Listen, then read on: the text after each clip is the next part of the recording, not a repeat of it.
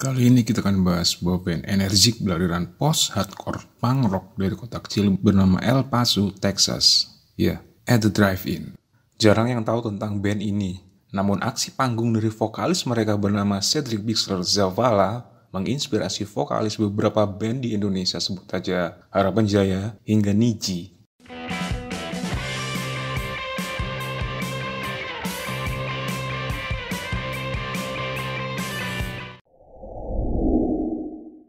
Band ini dibentuk sekitar tahun 1994 oleh Cedric dan gitaris bernama Jim Ward. Berawal saat mereka berada di sebuah taman kecil bernama Madeleine Park di El Paso. Aku sangat ingin membuat band, buka Cedric. Pada saat itu di sebuah selokan kecil yang biasanya digunakan orang-orang untuk bermain skateboard, aku dan Jim Ward dengan gitar akustik tambahnya lagi. Kami berdua membangun sebuah fase awal dari At The Drive-In. Aku sangat ingin membentuk sebuah band yang serius, lalu keluar dari El Paso. Jelasnya lagi, pertunjukan pertama mereka adalah di sebuah sekolah perempuan Katolik bernama Loreto Academy. Band yang sering bergonta-ganti line up ini, selain mereka berdua tentunya, mengawali debut mereka dengan merilis mini album bernama El Paso pada November 1994. Tur pertama mereka menempuh jarak sekitar 3.200 km di seluruh negara bagian Texas. Setelah kematian drummer mereka bernama Bernie Rincon, At The Drive-In merilis single kedua mereka pada Juni 1995. Mereka kembali melakukan tur, namun kali ini jaraknya lebih jauh, yaitu seluruh Amerika Serikat. Dengan mengendarai mobil, mereka menempuh jarak kurang lebih 16.000 km.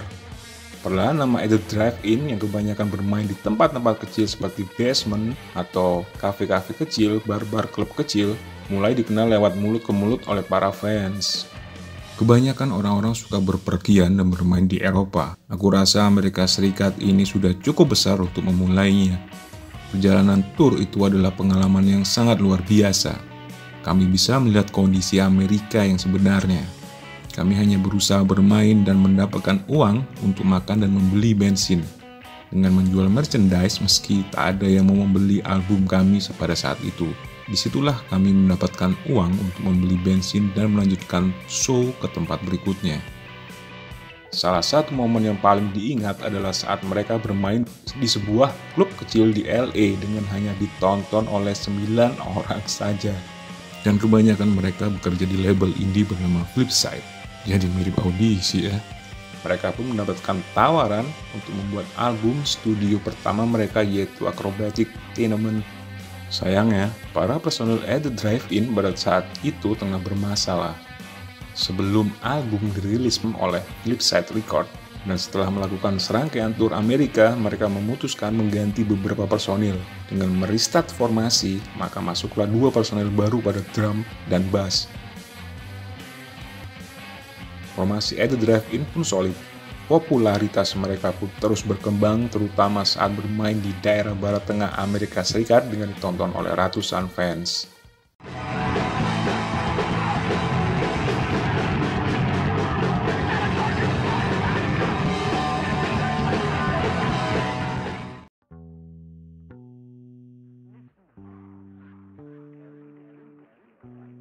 Setelah melakukan tur promo album pertama, mereka bersiap untuk merekam materi pada album kedua. Namun sayangnya, Flipside Record mengalami masalah keuangan dan menutup divisi label rekaman mereka. Namun Cedric mempunyai pandangan lain. Ia merasa pemilik Flipside tidak menyukai musik mereka. Mereka sepertinya menginginkan musik At The Drive-In adalah terdengar seperti punk rock sekitar 1977. Sedangkan At The Drive-In membawakan musik dengan sound hardcore punk rock yang progresif. At The Drive-In lalu berusaha berjuang mencari label-label yang mau menampung mereka. Namun hasilnya pun nihil, tak ada label satupun yang berminat terhadap musik dari At The Drive-In pada saat itu. Meski ambisi saat itu mulai luntur, namun mereka tetap bersemangat untuk bermain meski di venue-venue kecil. Gayung pun bersambut saat At The Drive-In bermain sebagai band pembuka dari sebuah band punk rock bernama Supernova di sebuah bar kecil. 2 orang pencari bakat dari label indie yaitu Fearless Record bernama Bob dan Becker melihat permainan mereka. Mereka berdua pun menawarkan At The Drive-In untuk bergabung dengan Fearless untuk album kedua mereka. Tanpa pikir panjang, mereka berlima pun langsung menyetujui dan mempersiapkan materi-materi album kedua tersebut. Album ini mereka beri nama In Casino Out dan menjadi satu-satunya album dari At The Drive-In yang direkam secara live di studio. Mereka mengalami masalah untuk mendapatkan mood dan emosi yang tepat pada saat perekaman, sehingga diputuskan lagu-lagu mereka direkam secara live di dalam studio. At The Drive-In ini memang band yang penuh dengan semangat dan adrenalin dalam diri masing-masing personil, terutama Cedric sebagai vokal. Dalam setiap pertunjukan, ia tidak pernah diam atau kecapean. Terus bergerak ke sana kemari, lompat sana sini sambil memainkan mikrofon. Gaya Cedric ini juga diimbangi oleh gitaris kidal mereka yaitu Omar Rodriguez yang juga tidak bisa diam. Di suatu waktu, ia bisa melempar dan membanting gitarnya. Meski begitu, permainan gitarnya sangatlah luar biasa seakan menjadi nyawa dari lagu-lagu mereka. Padahal, sebelum formasi ideal ini terbentuk, Omar memainkan bass.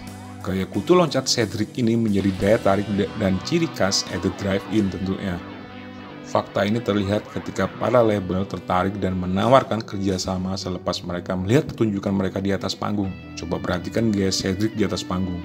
Dengan rambut kriwil mengkribo mengingatkan akan band indie Bandung Harapan Jaya dengan vokalis kribo Edi Brokoli. Tak hanya itu saja, vokalis Niji saat itu yaitu Giring yang populer dengan aksi panggungnya dengan mikrofon itu juga mengadopsi gaya dari Cedric. Musik At The Drive-In yang unik namun penuh semangat adalah perpaduan musik post-hardcore dan punk rock dengan nuansa melodik. Ini seperti mengakomodir adrenalin mereka berlima. Album kedua mereka dirilis pada Agustus 1998 bersama Fearless Records. Mereka seakan tidak kenal lelah dengan melakukan tour Amerika secara non-stop. Gila, dari Juli hingga Desember 1998.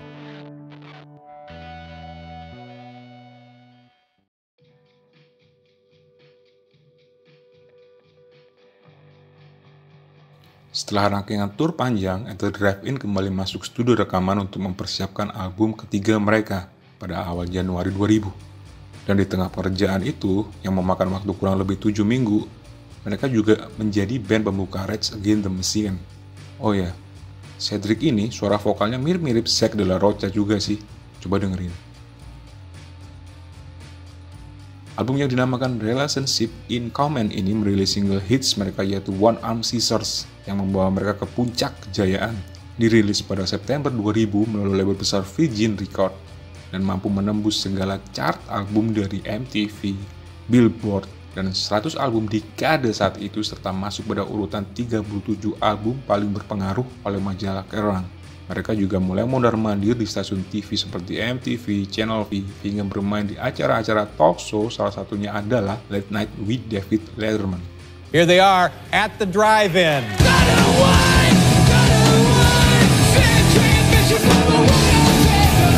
Pada Maret 2001, At The Drive-In menyatakan hiatus hingga waktu yang tidak ditentukan. Mereka bermain untuk terakhir kalinya pada 21 Februari 2001 di Groningen, Belanda. Kombinasi puncak kesuksesan, tur yang melelahkan, serta Cedric dan Omar yang kecanduan akan drugs membuat band ini seperti kehilangan tujuan. Beragam kejadian yang berkontribusi terhadap bubarnya band ini adalah kelelahan mental dan psikis yang mulai mereka alami. I want to go see At The Drive-In. At the drive-in. At the drive-in. At the drive-in. We're going to go watch At The Drive-In, I think you'll find. We've got to go and see At The Drive-In. Everyone was talking about them. Yeah. Salah satu kejadian penting adalah ketika mereka memutuskan untuk meninggalkan setlist mereka di festival Big Day Out Australia karena kesal dengan penonton yang tidak terkendali. You're a robot. You're a sheep. Mereka juga membatalkan 5 jadwal tur Eropa karena alasan kelelahan secara mental. Omar beralasan bahwa setelah 6 tahun dalam kondisi tur dan rekaman dan terus seperti itu, ini saatnya kami berhenti sejenak atau hiatus hingga waktu yang tidak ditentukan. Hanya ingin kembali seperti orang biasa aja, menikmati hidup dan kembali bermusik jika kami ingin kembali, tutupnya. Sedangkan bagi sang vokalis yaitu Cedric Bixler-Zavala, ia merasa bahwa At The Drive-In menahannya berkreasi dengan sebutan genre hardcore dan punk rock, sedangkan ia menginginkan musik mereka akan berkembang dan dapat dinikmati semua genre. Dalam sebuah interview, Omar dan Cedric juga menjelaskan bahwa mereka berdua menginginkan album berikutnya terdengar seperti Pink Floyd, sedangkan personil lainnya ingin tetap berprogres dengan alternatif rock. Sepertinya memang nyawa At The Drive-In ini ada pada Omar dan Cedric. Setelah band ini bubar, Cedric, Bixler Zavala, dan Omar Rodrigo Lopez kembali sukses dengan membentuk band The Mars Volta.